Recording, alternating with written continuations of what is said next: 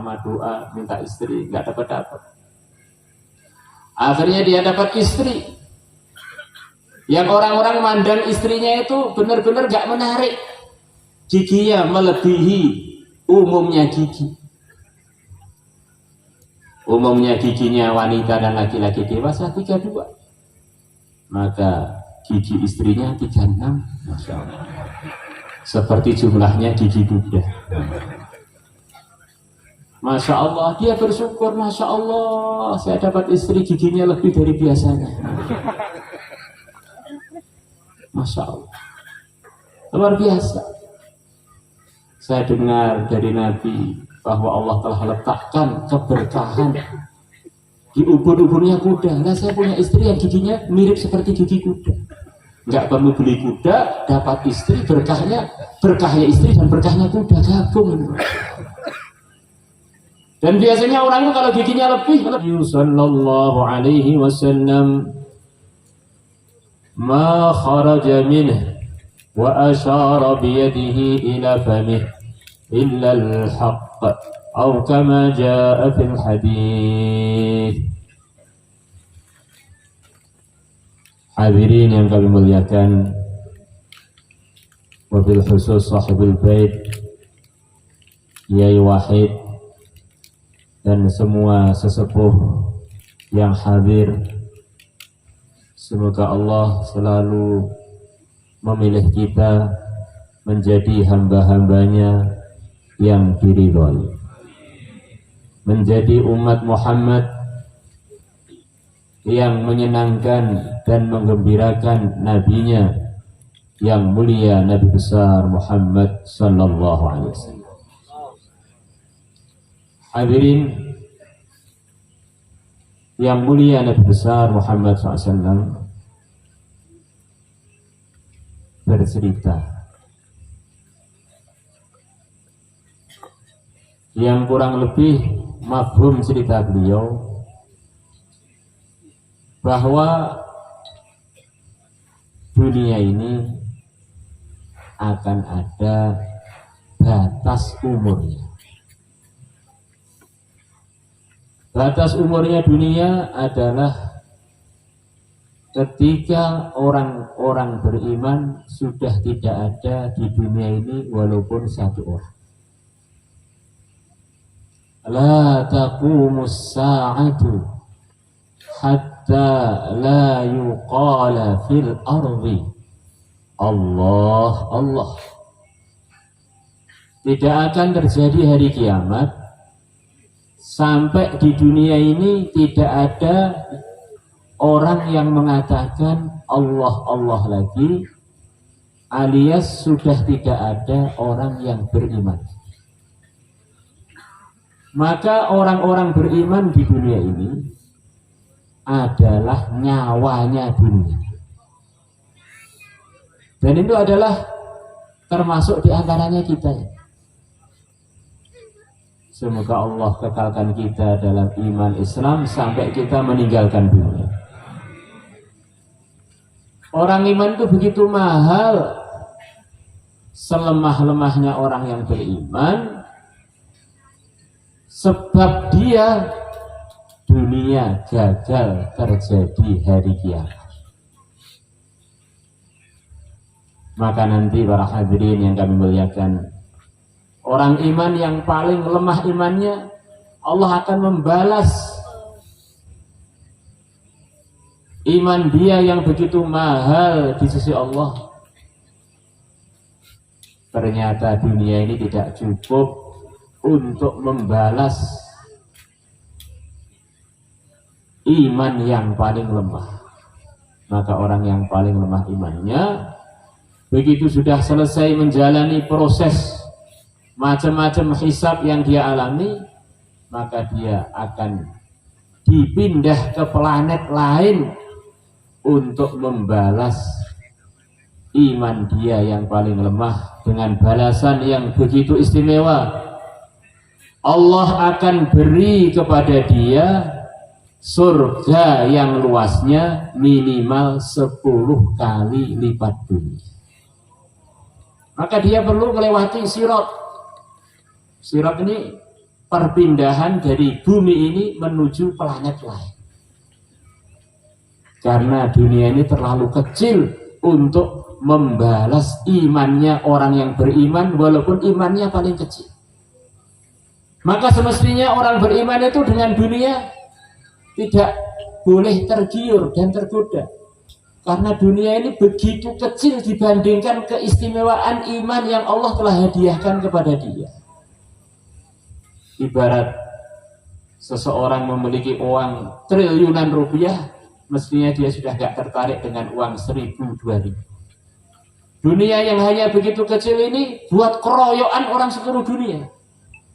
Terus kemudian orang beriman ikut-ikut keroyokan lagi. Sebetulnya itu tidaklah sesuai, terlalu rendah. Kamu ini raja besar di surga, yang kerajaan kamu minimalnya luasnya 10 kali lipat dunia. Lah kok ikut keroyokan dunia yang diibaratkan hanya sebesar sayap nyamuk saja. Hadirin yang kami muliakan, orang beriman, Masya Allah, kalau dia ini mendoakan kita, maka kita bersyukur. Andaikan dia nggak mendoakan kita, itu pun kita dapat keberkahan dari dia.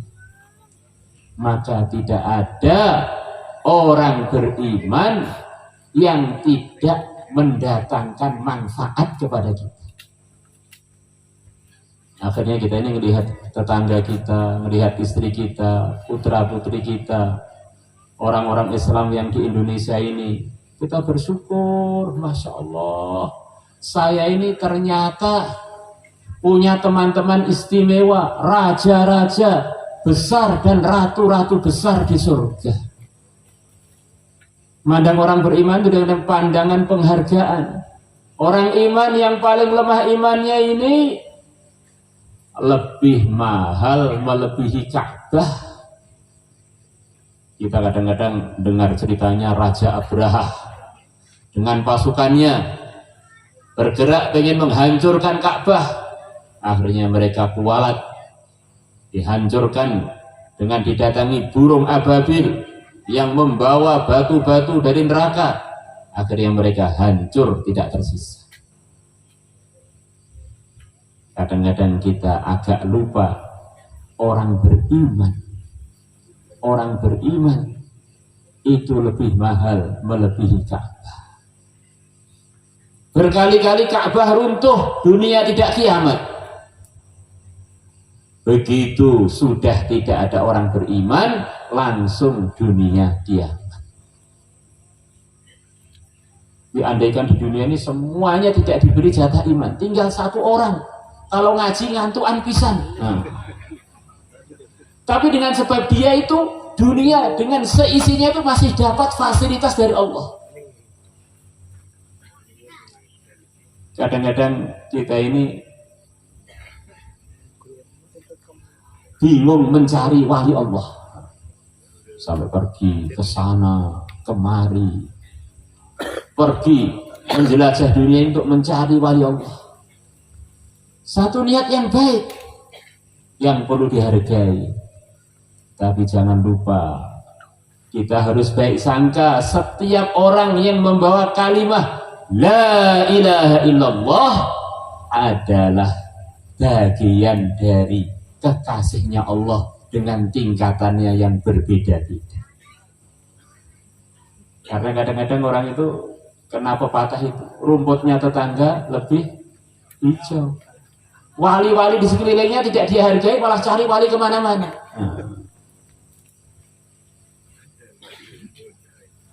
Di samping kita mencari orang soleh di mana-mana, jangan lupa anak kita, istri kita, orang tua kita, tetangga-tetangga kita yang muslim, itu semuanya adalah bagian dari wali Allah. Kalau orang berani dengan Ka'bah, dapat macam-macam musibah. Kalau orang berani dengan walinya Allah, Allah mengumumkan, aku mengumumkan perang dengan dia. Kalau orang itu diperangi Allah, ya di mana saja dia akan jadi sengsara para hadirin. Di rumahnya sengsara, di bisnisnya sengsara, Jadi rakyat sengsara, jadi raja sengsara. Man adzali waliya faqad adzantuhu bil harb. Siapa yang menyakiti kekasihku, aku telah umumkan perang dengan dia. Hadirin yang dimuliakan Allah, itulah usaha setan siang malam. Usaha untuk memasukkan jarum-jarum, bisian-bisian yang menjerumuskan umat Islam, menjerumuskan anak Adam supaya dia tidak mensyukuri nikmat-nikmat Allah yang Allah anugerahkan kepada dia.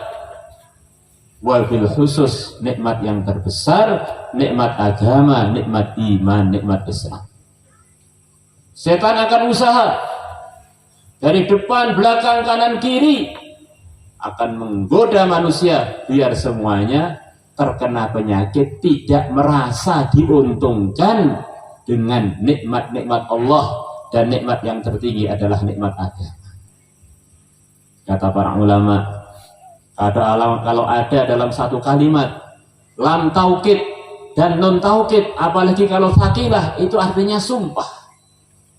Iblis telah bersumpah di hadapan Allah akan menggoda kita dari depan, belakang, kanan, kiri. Targetnya supaya kita tidak merasa diuntungkan dengan nikmatnya Allah, wabil khusus nikmat agama.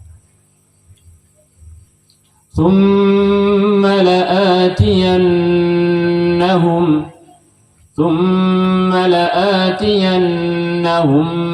min bayni aydihim wa min khalfihim wa an aymanihim wa an syama'ilihim wa la tajidu aktsarahum syakirin.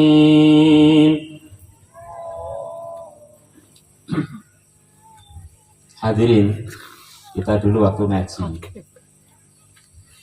itu ada pelajaran tajwid, kurang lebihnya isinya bahwa giginya laki-laki dewasa dan perempuan juga giginya jumlahnya adalah 32.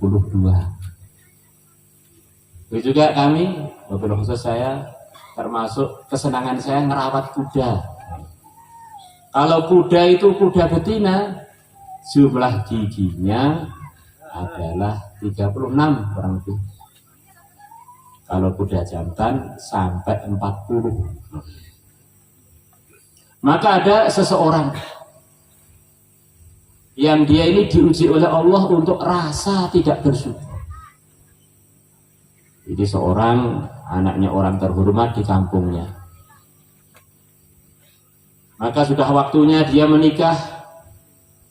Maka orang tuanya mencarikan istri yang menurut orang tuanya paling sesuai untuk anaknya tadi.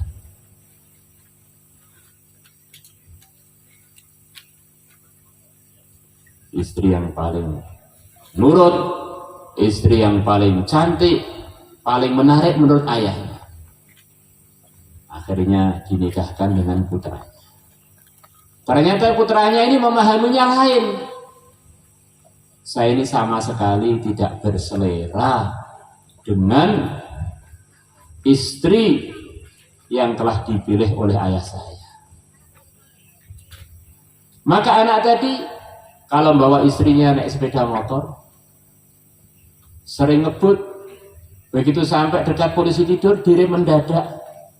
Siapa tahu istrinya jatuh, nanti cari lagi yang baru. Satu gambaran, ada perkara itu sangat menguntungkan dengan sesuai. Tapi kalau Allah uji orang tersebut untuk tidak merasa diuntungkan dengan kebaikan tersebut, kebaikan itu tidak dia rawat, bahkan dia usaha untuk menjauh dari kebaikan tersebut. Masya Allah hadirin, sekali subhanallah. Itu bagi pandangannya orang beriman yang mau merenung, itu lebih mahal melebihi dunia dengan segala isi. Dunia dengan segala isinya sehebat apapun akan kita tinggal. Subhanallah sekali yang diterima oleh Allah akan menemani kita selama-lamanya, menguntungkan kita selama-lamanya di akhirat sana.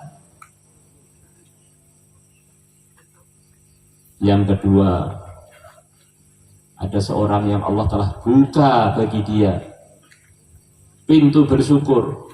Apa yang telah terjadi itulah yang terbaik, yang sedang juga yang terbaik, yang akan juga yang terbaik, karena yang ngatur adalah Allah yang maha tahu mana yang baik. Tinggal menyikapinya dengan sikap-sikap yang diridhoi oleh Allah. Laisa minal imkan abda mimma kan. Tidak mungkin perkara itu terjadi lebih hebat, lebih sesuai, melebihi yang telah terjadi. Ya saya ini Pak, wajahnya nggak ganteng, juga kurang menarik, masa sesuai untuk saya? Sesuai. Wong ayah ibunya juga begitu. Nanti kalau kamu lahir duluan, orang-orang pada curiga ini jangan-jangan anak hasil selamatan. Nah, ayah ibunya nggak gitu, kok anaknya jadi nyeleneh. Sesuainya begitu. La ilaha illallah. Maka ada seseorang yang sudah lama doa minta istri, nggak dapat. Akhirnya dia dapat istri yang orang-orang mandang istrinya itu benar-benar nggak menarik, giginya melebihi umumnya gigi. Umumnya giginya wanita dan laki-laki dewasa 32, maka gigi istrinya 36, Masya Allah. Seperti jumlahnya gigi kuda. Masya Allah, dia bersyukur, Masya Allah, saya dapat istri giginya lebih dari biasanya. Masya Allah, luar biasa. Saya dengar dari Nabi bahwa Allah telah letakkan keberkahan di ubur-uburnya kuda. Nah, saya punya istri yang giginya mirip seperti gigi kuda. Nggak perlu beli kuda, dapat istri, berkahnya istri dan berkahnya kuda gabung. Dan biasanya orang itu kalau giginya lebih berwibawa, Masya Allah. Ya istri, ya satpam lagi, Masya Allah. Di orang itu kalau sudah dibuka pintu syukur, Masya Allah. Ada aja pemikiran-pemikiran yang menyebabkan dia ini bersikap baik, akhirnya Allah ridho kepada dia. Ada seorang keluarga di zamannya Nasiruddin Juha, seorang waliullah di negeri Turki sana kurang lebih, yang ceritanya begitu sampai Indonesia berubah jadi cerita Abu Nawas, padahal aslinya yang benar ya Juha dengan Timur Leng. Sampai ke negeri kita zaman dulu, sekarang sepertinya sudah banyak ilmuwan-ilmuwan yang lebih pandai. Sekarang sudah banyak cerita-cerita yang dibenarkan. Dulu Abu Nawas dengan Harun ar-Rasyid, padahal itu nggak nyambung. Yang benar ya Nasiruddin Juha, Khawaja Nasiruddin dengan Timur Leng, seorang raja Islam di daerah sana dekat-dekat dengan Turki yang terkenal sangat zalim. Maka ada orang datang kepada Nasiruddin, saya ini rumah saya sempit, anak banyak, sempit banget, dan kami ini melarat, punyanya kambing beberapa ekor dan keledai dan juga satu anjing untuk berburu dan untuk menjaga rumah kami, menjaga keluarga kami. Minta saran biar kami itu bisa longgar hidupnya, sempit banget pokoknya rumah itu. Maka saya Nasiruddin bilang, kamu siap saya arahkan? Siap. Ya sekarang masukkan itu keledai kamu di rumah, anjing kamu di rumah, kambing kamu masukkan ke rumah semuanya. Maka dimasukkan ke rumah semuanya. Akhirnya rumahnya sampai berhimpitan dengan kambing, dengan istri, dengan anak, dengan anjing, dengan itu. Terus ditanya oleh Nasiruddin, gimana keadaan kamu? Innalillah, saya selepas mengikuti saran Tuhan, kami tambah nggak karu-karuan sumpahnya. Ya sekarang tak beri arahan yang kedua, keluarkan anjingnya dari rumah. Lepas itu laporan ya, lepas dikeluarkan, beberapa jam kemudian, beberapa hari kemudian laporan, alhamdulillah sekarang agak mendingan, agak longgar rumah. Ya sekarang kamu keluarkan kambing kamu. Pas beberapa waktu ditanya gimana, Masya Allah sekarang lebih. Terakhir keluarkanlah keledai kami. Gimana, Masya Allah rumah kami longgar banget sekarang. Nasiruddin pengen ngajari orang Islam supaya menyikapi kehidupan dia yang sumpek, yang kaya, yang miskin, dapat istri cantik, dapat istri merongos, bagaimana dengan sikap-sikap yang diridhai oleh Allah. Akhirnya kapan saja, dimana saja diridhai Allah. Kalau orang sudah dapat ridhonya Allah, masuk surga husnul khotimah. Semoga termasuk kita semua. Hadirin yang dimuliakan Allah Subhanahu wa taala, suatu hari Ibnu Umar radhiyallahu anhuma, beliau mengatakan kepada murid-murid beliau di hadapan Ka'bah,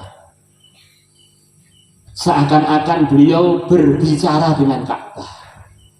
Dalam hadis riwayat Tirmidzi, beliau mengatakan, ma asyrafaki wa a'zamaki walakinnal mu'mina a'zamu 'indallahi minki. Alangkah agungnya kamu Ka'bah, alangkah mulianya, tetapi orang-orang beriman lebih agung, lebih mulia di sisi Allah melebihi kamu wahai Ka'bah. Memberikan pelajaran kepada kita bahwa iman itu begitu mahal, iman itu begitu tinggi posisinya di sisi Allah. Maka kita malam ini dalam acara maulid ini adalah bersyukur dengan sesyukur-syukurnya atas nikmat iman, nikmat Islam yang datangnya adalah dari yang mulia Nabi besar Muhammad sallallahu alaihi wasallam. Nabi menyampaikan iman, menyampaikan Islam, menyampaikan amal kepada umat. Akhirnya umat kenal dengan iman, kenal dengan Islam, kenal dengan amal. Akhirnya umat yang ikut Nabi semuanya dapat kunci surga. Maka seakan-akan yang mulia Nabi besar Muhammad sallallahu alaihi wasallam telah menghadiahi kepada setiap dari pribadi-pribadi umat beliau kunci surga. Tidak ada orang yang lebih berjasa kepada umat Muhammad melebihi yang mulia Nabi besar Muhammad sallallahu alaihi wasallam. Ada orang, para hadirin, dia sedekah roti, sedekahnya diterima oleh Allah dengan sebab roti dia yang itu pun nggak utuh. Pintu neraka terkunci, tidak bisa dibuka gara-gara sekeping roti yang diterima oleh Allah. Kalau orang sedekahnya lebih banyak lagi, tentu dia punya kesempatan untuk dapat keuntungan lebih banyak lagi. Bagaimana kalau orang itu sedekah surga kepada kita? Adanya masjid, adanya kita, adanya kakek-kakek kita yang muslim, adanya wali songo, adanya imam madzhabul arba'ah, adanya para muhaddisin kutubus sittah, adanya semua kebaikan yang ada, yang kita dengar, yang sedang kita dengar, yang akan kita dengar, ini semuanya mulanya dari kelahiran yang mulia Nabi besar Muhammad SAW, yang dari lahir itu akhirnya akan muncul umat yang mengisi 2/3 surga. Maka begitu Nabi Muhammad lahir, langsung iblis nangis jerit-jerit. Telah lahir Nabi akhir zaman yang umatnya mengisi 2/3 surga. Maka maknanya usaha-usaha kebatilan saya, usaha penyesatan saya akan banyak gagal di kalangan umat akhir zaman. Semoga kita termasuk yang diselamatkan dari penjerumusannya iblis. Maka orang yang enggak senang dengan lahirnya Nabi mempertanyakan, jangan-jangan kena jarum-jarumnya iblis. Ini sifatnya iblis, gak seneng Nabi pembawa hidayah terbesar lahir. La ilaha illallah. Hadirin yang dimuliakan Allah Subhanahu wa taala, ada seseorang, dia ini tidak punya harta,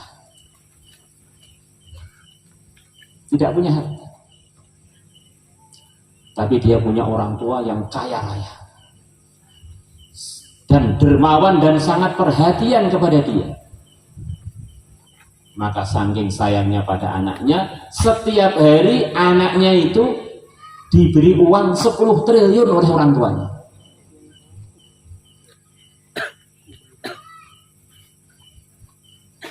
Dan itu masyhur di seluruh Indonesia. Anak itu beruntung banget, ayahnya tiap hari memberi dia 10 triliun. Maka suatu hari ada acara seperti acara begini. Anak tadi sedang duduk dengan teman-temannya dengan membawa mobil-mobil mewah, Lamborghini harga 15 miliar, pesawat pribadi harga 1 triliun. Nah, dengan teman-temannya. Maka lewat ayah dia yang semua kekayaan dia dari ayah dia itu. Maka seakan-akan dia tidak kenal dengan ayahnya, nggak pakai Inggris. Maka temannya, orang kampungnya, se-Indonesia mengatakan, anak durhaka nomor 1 yang sudah nggak ada nomor yang lebih tinggi lagi telah dia dapatkan oleh anak yang durhaka. Masa orang tuanya yang telah memfasilitasi semua kebaikan dia didatangi orang tuanya seakan-akan tidak kenal. Ini hanya memberi dia setiap hari 10 triliun para hadirin. Satu kali subhanallah lebih